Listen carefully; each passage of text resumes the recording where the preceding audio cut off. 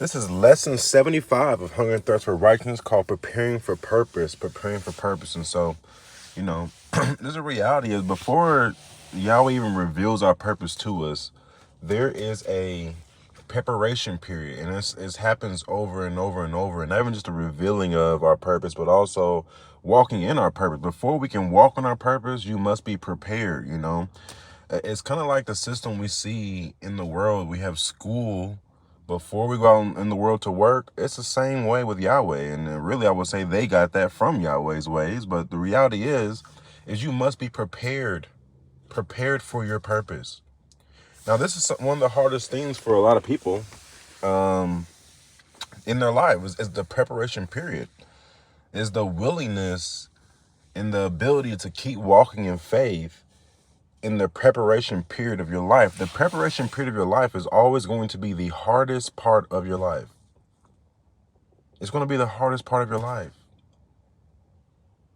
Always. When I say always, it's always going to be the hardest part of your life. And so we're going to get into this today. A very simple lesson. Really should not last too long, 15, 20 minutes, and we'll be done today.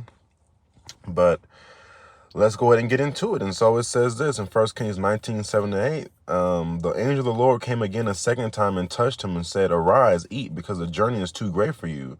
So he arose and ate and drank and went in the strength of that food 40 days and 40 nights to Horeb, the mountain of God. So we have this situation with Elijah where he's worn out. Okay, he's worn out, and he's been dealing with Jezebel. He's running from her.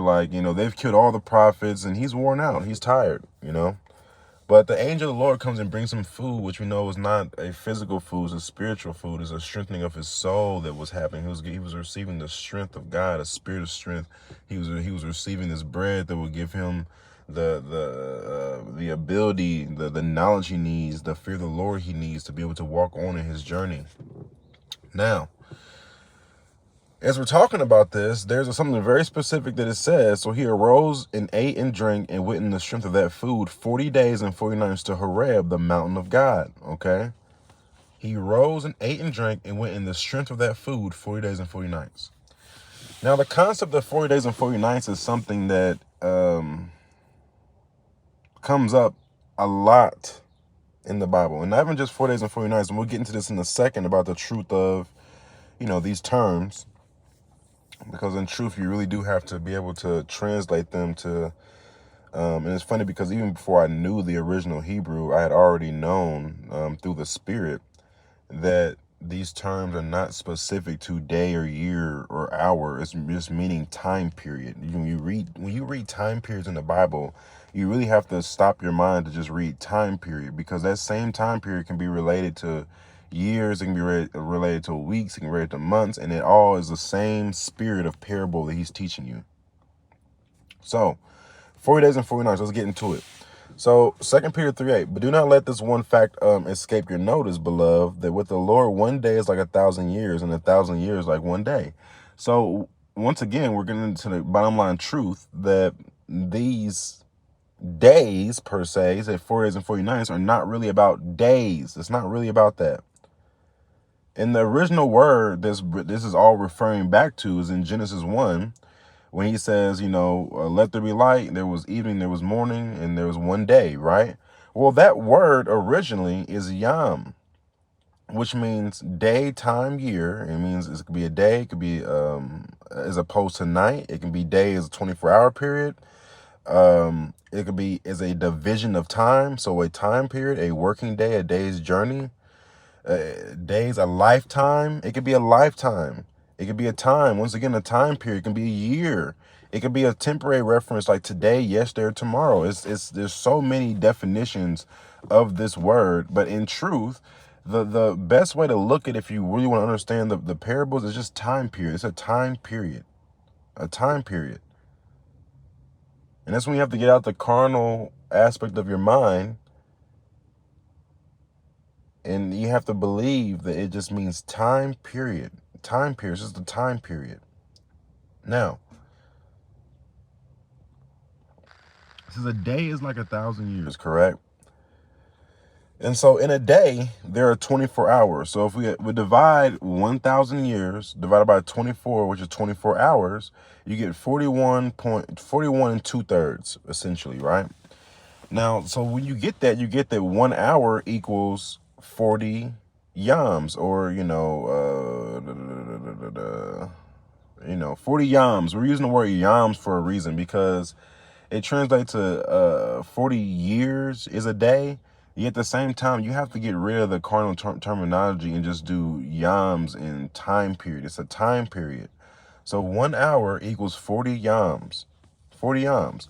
So whenever you read 40 days and 40 nights, what you're really reading is 1 hour to God. It's 1 hour to God. 1 hour. 1 hour. So now this is important, because there's a concept in the Bible. You're going to realize that on every journey with God, every true journey with God, it's always going to start with a 40 period, a 40 time period. Whether it be 40 days and 40 nights or 40 years, is going to give you a 40 time period. Why? Because your first hour of your journey, the first hour of your true walk with God, is a time of preparation. It's a time of preparation.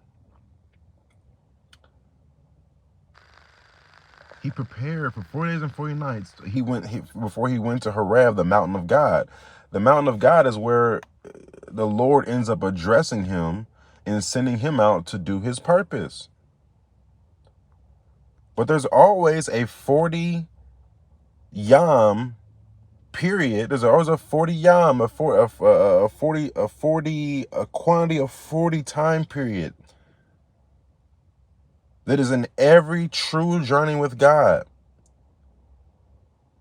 And what's important about this also is that this is why, and it's always it's the beginning of the journey that this happens. It's always a preparation. It's not at the end. It's in the beginning to prepare you.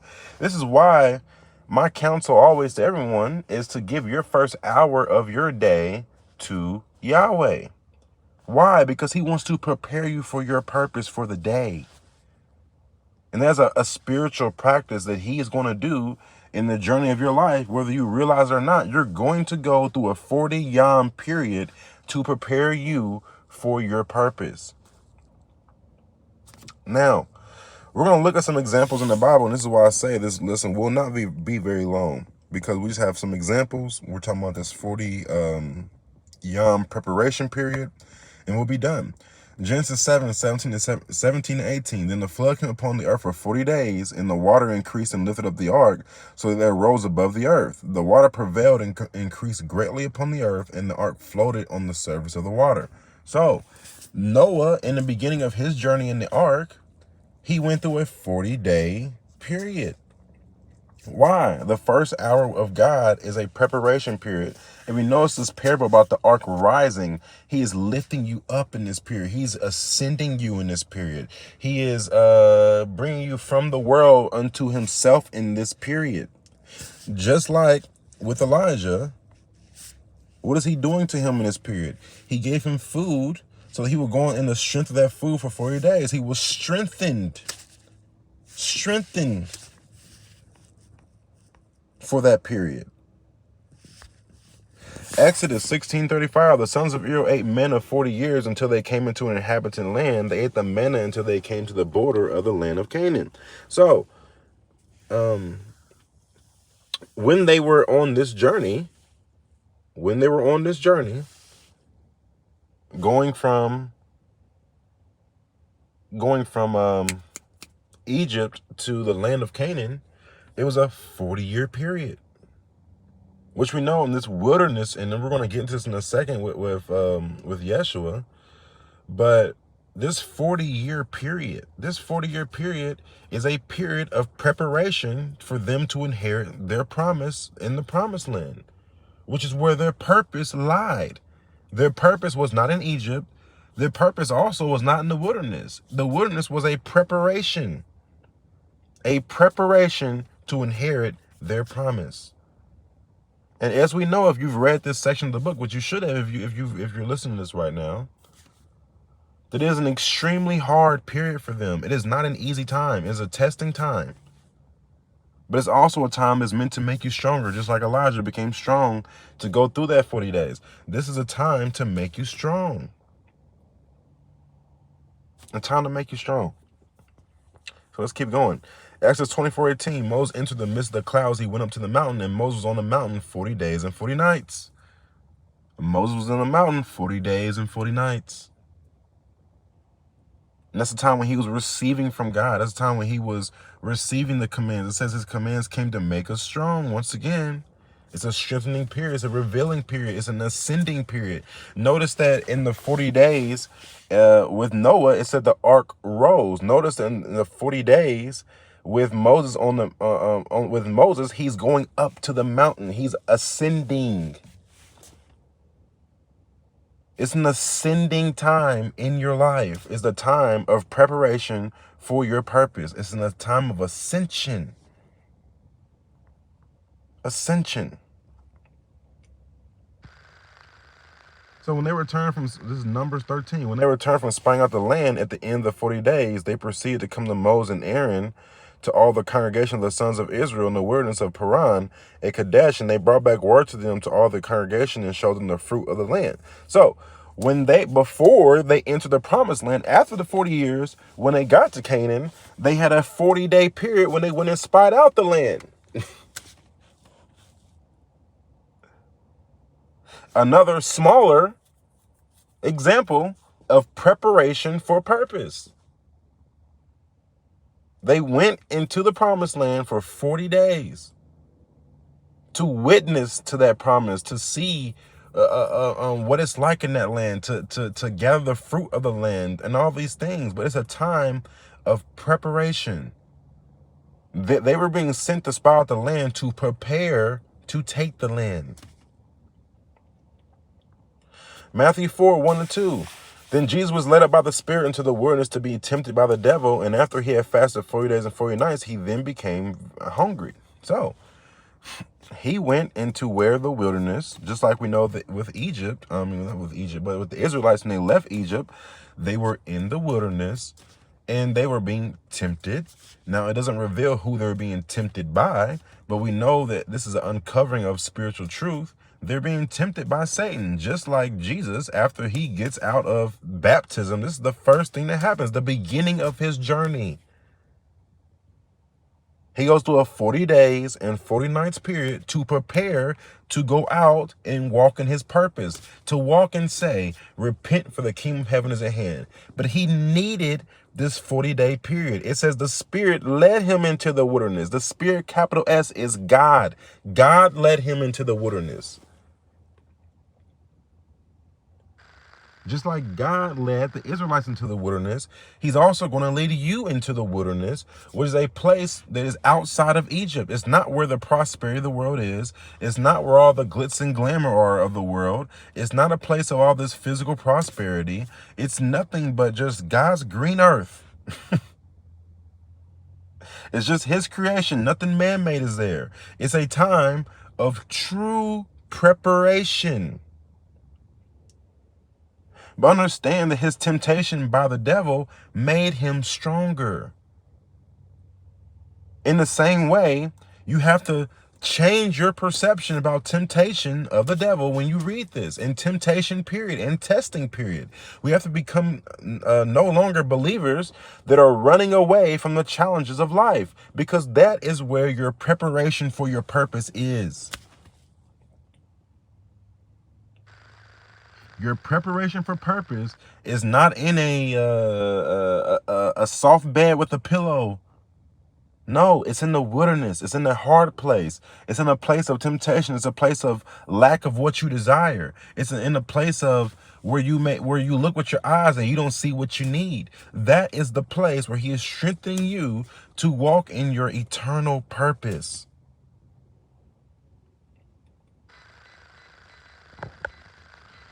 Psalm 78:15-17. He split the rocks.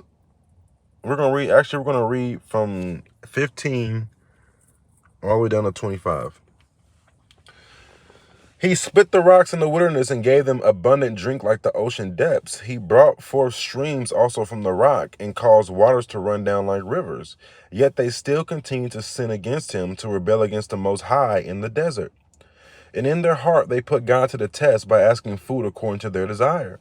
Then they spoke against God. They said, "Can God prepare a table in the wilderness? Because he struck the rock so that waters gushed out and streams were overflowing. Can he give bread also? Will he provide meat for his people?" Therefore the Lord heard and was full of wrath, and a fire was kindled against Jacob, and anger also mounted against Israel, because they did not believe in God, and did not trust in his salvation. Yet he commanded the clouds above and opened the doors of heaven. He rained down manna upon them to eat, and gave them food from heaven. Man did eat the bread of angels. He sent them food in abundance. Now, why am I reading you this? Because this is the grand scope summary of the Israelites' time in the wilderness and their time in the place of preparation. In the same way, in your place of preparation, in your place of preparation, in your place of preparation, you have got to be willing to have faith that God will provide everything that you need. Like I said, a wilderness is a place where it does not seem. If you look around in the desert, go walk in the desert somewhere. I challenge you to go on vacation and go take a tour through the desert, and you're gonna see very clearly that by the look of my eyes, there is nothing here that can satisfy my needs. Nothing. But there's a reason for him putting you in a wilderness situation. It's because it's where you truly find faith. Faith. Not in what you see, not in the comfort of a government system, but you truly find faith. Because read this. What does it say he did for them? Although he was angry at them, he says. But notice that it says that, I'm going to say this, let me go back. It said they asked for bread. They tested God by asking for bread according to their desire. Their desire. What does this mean? What does it mean they tested him by asking for bread according to their desire? They're testing that, or testing, is he God? That's why asking for bread in your wilderness season, in your time of preparation, according to your desire, is testing the God, because you're testing him for if he is really a provider, if he's really God, if he's really the one.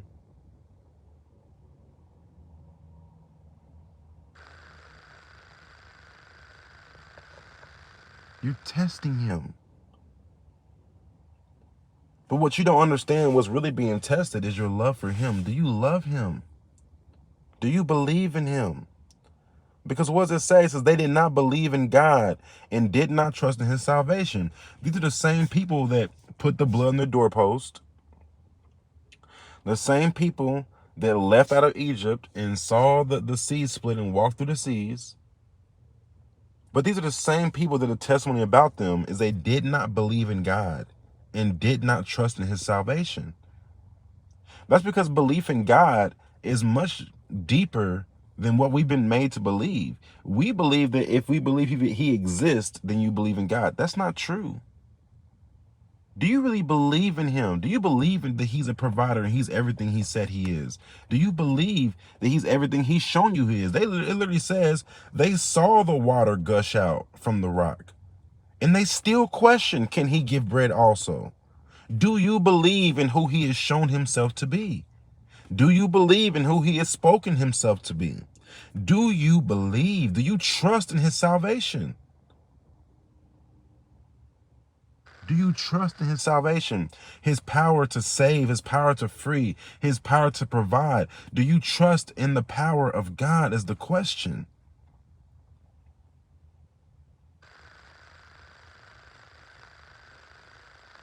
But this is a very important notion. And I love this also because And he gave them food from heaven. Man did eat the bread of angels. He sent them food in abundance. We just saw Elijah be fed food from heaven by an angel. You've got to trust when you're being prepared for your purpose that God is God. The same God that created everything out of nothing. The same God that created Adam from the dirt of the ground. The same God that put 10 plagues on Egypt. The same God that flooded the whole earth. The same God that split the seas so the Israelites would walk through it. The same God that brought down fire from heaven for Elijah. The same God that immaculately conceived Yeshua. The same God that worked through Yeshua and healed people and multiplied bread in abundance and rose him from the dead. The same God. He is that God. Do you believe it? Because you're never going to make it through your preparation time for your purpose if you do not believe that he can do something out of nothing. That without physical evidence, he can make things change in a second. Do you believe it? Do you believe it? And you have to understand that 40 years is an hour to God. Can you go 1 hour in faith without abandoning your mission, without abandoning your walk into your purpose, without losing belief that he is God? If he doesn't talk to you for an hour, will you make it? Will you still believe that he is he if he doesn't do one miracle for an hour? And so, this was preparing for purpose. And it's important to understand that we all are going to go through a preparation period of much testing in the wilderness for 40 yams, which is like an hour to God. We're going to go through it to be prepared for our purpose. But it's important to understand to have the endurance to see clearly and know what it means to be prepared for your purpose. Because if you don't know what it means, you'll be in this place, in the wilderness place, and you abandon mission because you don't realize what he's doing in your life and what he's bringing you to in the glory on the other side of your preparation. And so, preparing for purpose. Tithe and offering. MFH pulls $800 a week to ensure that God's word can and will continue through this ministry. We will then redistribute all collective funds evenly back out to those that gave. We will be the first to bless you. That's Cash App, Money Sign Christ King Way. That's PayPal at MFH Ministry. This was Lesson 75, Preparing for Purpose. Be blessed.